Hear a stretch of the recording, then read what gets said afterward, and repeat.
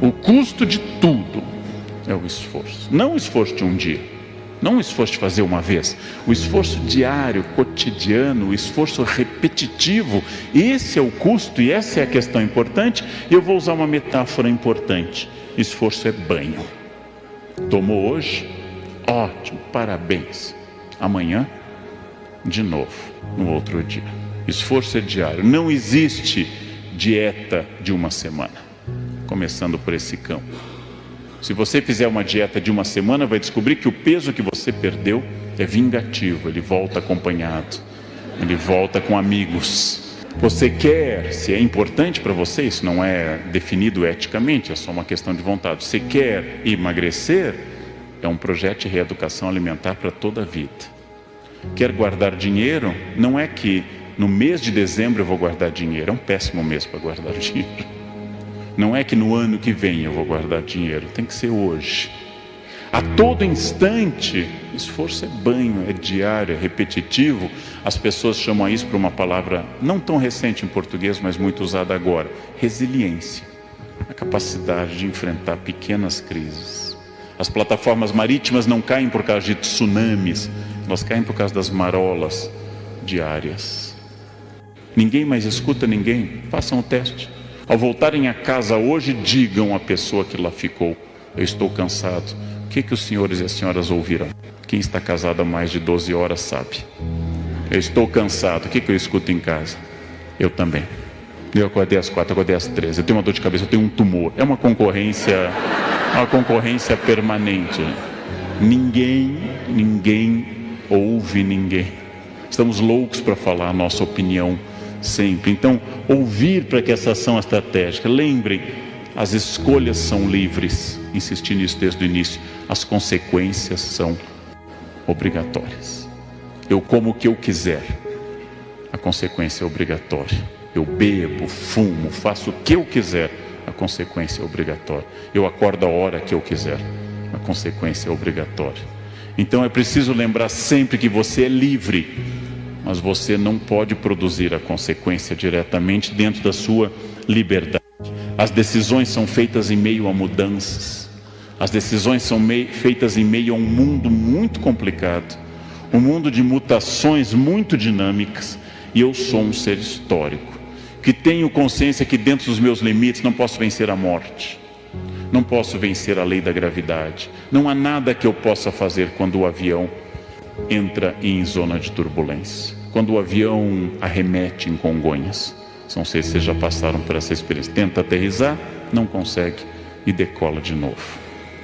Hoje é o dia que define o momento exato do futuro. O futuro é hoje, porque amanhã será hoje. As decisões tomadas aqui nessa noite vão marcar as senhoras e os senhores para o resto da existência. São decisões diárias, decisões tomadas sem clareza e que podem ter que ser refeitas, mas são decisões agora. Escolham o futuro. Ele nunca chega, mas ele é decorrência do presente. O que eu estou hoje é o meu futuro de ontem, e tudo que eu faço ou deixo de fazer afeta esse, entre aspas, futuro. Então essa é uma questão importante. Usando a imagem de uma escultora norte-americana, Bobby Carlyle, ela faz esse homem que se esculpe, um símbolo antropocêntrico da capacidade da minha vontade de melhorar a mim mesmo. Eu, Leandro, tenho partes prontas. Tenho partes da minha personalidade que já estão solidificadas e são satisfatórias. Tenho partes terríveis que precisam de uma ação constante. Eu tenho, com frequência, a chamada-se, usando a linguagem dos capitais, a ira. Eu sou iracundo, como diria Dante. Ou seja, eu vivo tendo ataques de raiva. É um defeito. Então, no trânsito, e para não ter os ataques, eu faço psicanálise, eu faço esporte, não ando armado. São 3 medidas. 3 medidas boas para eu permanecer tranquilo. Antes de começar a dirigir nas marginais, eu já digo: eu vou ficar tranquilo. Coloco música no carro. Isso dura quase 5 minutos de um controle absoluto. Eu tenho que melhorar isso. E me alegro que depois de 35 anos de magistério, E quase ao mesmo tempo dirigindo, eu nunca matei uma pessoa, nunca bati em nenhum aluno, mas é uma luta cotidiana. Mas por vezes essa minha ira aparece em irritação com as pessoas que trabalham comigo. Eu sou muito rápido, algumas pessoas são mais lentas. Essa irritação vem, depois eu peço desculpas. Uma pessoa ética não é a que não erra, senão a ética seria a ciência dos anjos. A ética trata das pessoas que erram e têm dor com o seu erro e querem retomar o caminho correto. A ética não fala de ninguém perfeito, fala de pessoas perfectíveis, não perfectum, feito até o fim, mas em processo de perfeição. E quando eu erro, eu tento voltar atrás, peço desculpas, me arrependo, a dor me acomete, a consciência me acusa e eu volto a essa luta constante que vai ser até o final da minha vida. Ou seja, as partes que eu tenho que lutar, as partes que estão boas, há partes que sempre foram fáceis, há partes muito complicadas. E tudo isso é o processo de eu me construir. E essa construção ela é muito, muito importante, porque com essa mensagem com a qual eu encerro a nossa reflexão, eu sou sócio majoritário da minha vida. Na minha educação, minha mãe insistia muito na frase na infância: todo problema que começa com eu é seu. Todo problema que começa com a palavra eu é seu. Só nos traga problemas que comecem com a palavra, o pronome nós. Eu é um problema seu. Então essa questão é uma questão importante. Eu sou sócio majoritário da minha vida. Eu sou a pessoa que produz essa vida. Sócio majoritário não manda em tudo, é importante lembrar, mas manda bastante. Sócio majoritário não controla tudo, mas tem um imenso controle sobre as pessoas.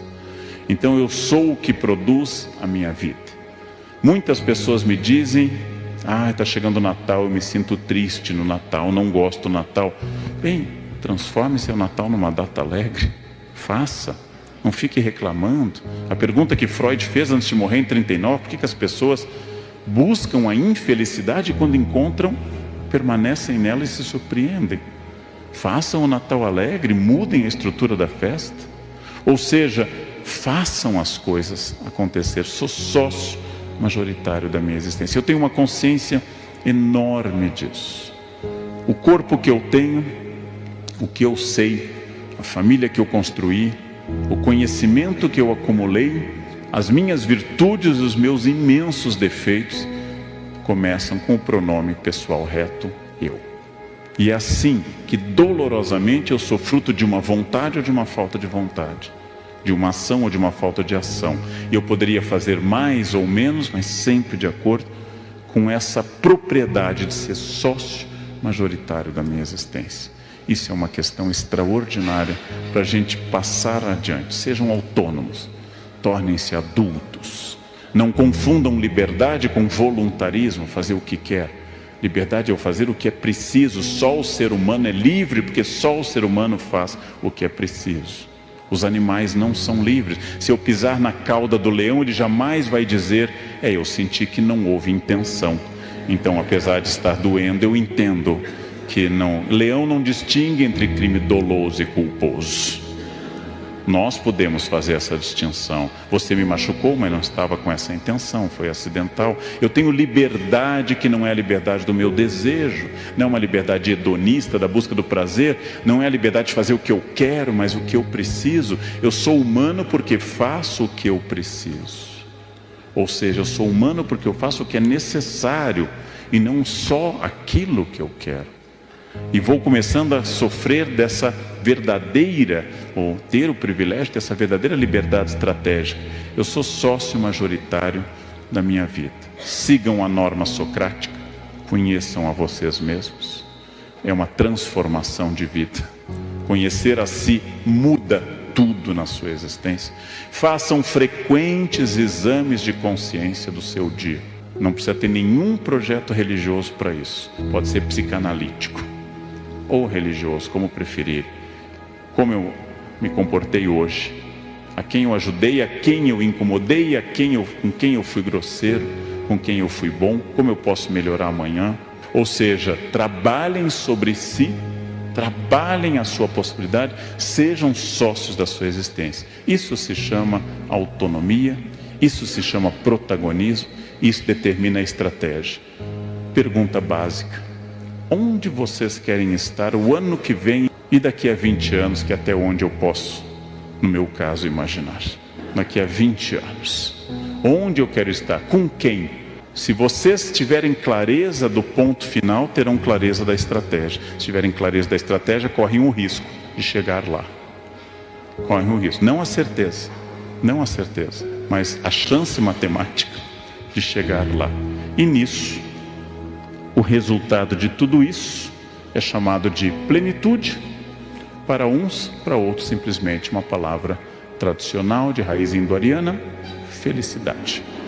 Felicidade é estar onde eu tenho que estar, fazer aquilo que eu preciso, colher os frutos disso, reconhecer-me como errado, levar adiante meus espinhos na carne, segundo Paulo, minha ferida narcísica, segundo Freud, e continuar trabalhando nisso. Vale muito a pena, porque isso torna a vida interessante e não uma folha levada ao vento, sem vontade, uma folha sem forma, uma vida guiada por um protagonista, compartilhando a vida com outros protagonistas. E é isso que a gente chama propriamente de felicidade. Amigos são poucos e escassos ao longo da vida, e esta é uma lição que eu duramente aprendi. Nós temos centenas de conhecidos, mas temos poucos amigos.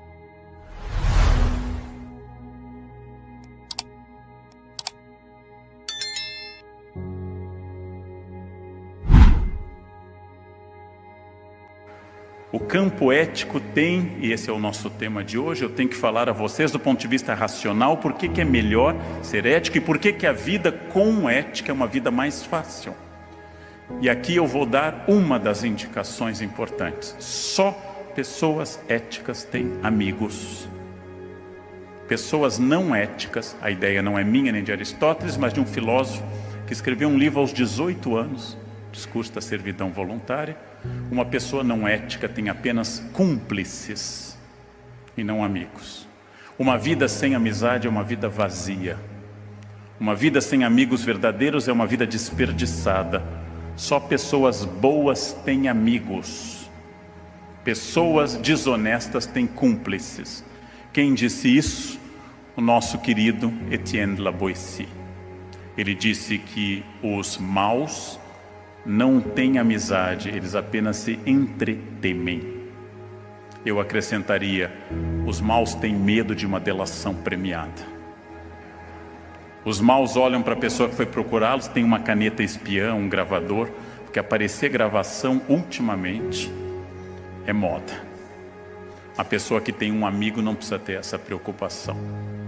Amigos são poucos e escassos ao longo da vida, e esta é uma lição que eu duramente aprendi. Nós temos centenas de conhecidos, mas temos poucos amigos. E eu já lancei uma vez e volto a dizer que há um teste eficaz, infalível, para vocês aplicarem sobre a amizade. Ao retornarem às suas casas ao longo dos próximos dias, reúnam os amigos e digam sobre o sucesso de vocês. Digam: eu estou bem, nunca ganhei tanto dinheiro, estou amando e sendo amado, estou fazendo um sucesso louco e vai melhorar. E olhem para o rosto da pessoa. É um teste infalível. Só um amigo vai sorrir e se emocionar com o sucesso de vocês. Os outros vão dizer: nossa, está meio exibido, né? Os outros vão se incomodar. Quem se incomoda não gosta de mim. Quem se incomoda concorre comigo. Quem se incomoda não tolera o meu sucesso. Aristóteles diz uma coisa sobre a qual eu nunca desenvolvi muito até hoje, mas que é fundamental. Todas as pessoas éticas têm essa areté, esse compromisso em grego com a verdade. Elas têm justa indignação. Uma pessoa ética briga, mas briga pelas causas corretas. Tem pouquíssimas causas pelas quais brigar no Brasil de hoje. Nós não devemos brigar por coisas pequenas, devemos relevar tudo.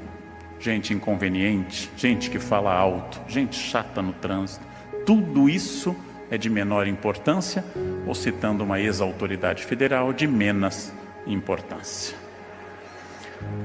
Todo o resto que é importante são as grandes causas pelas quais a vida vale a pena. Por exemplo, família. Por exemplo, ética. Por exemplo, a luta contra o preconceito.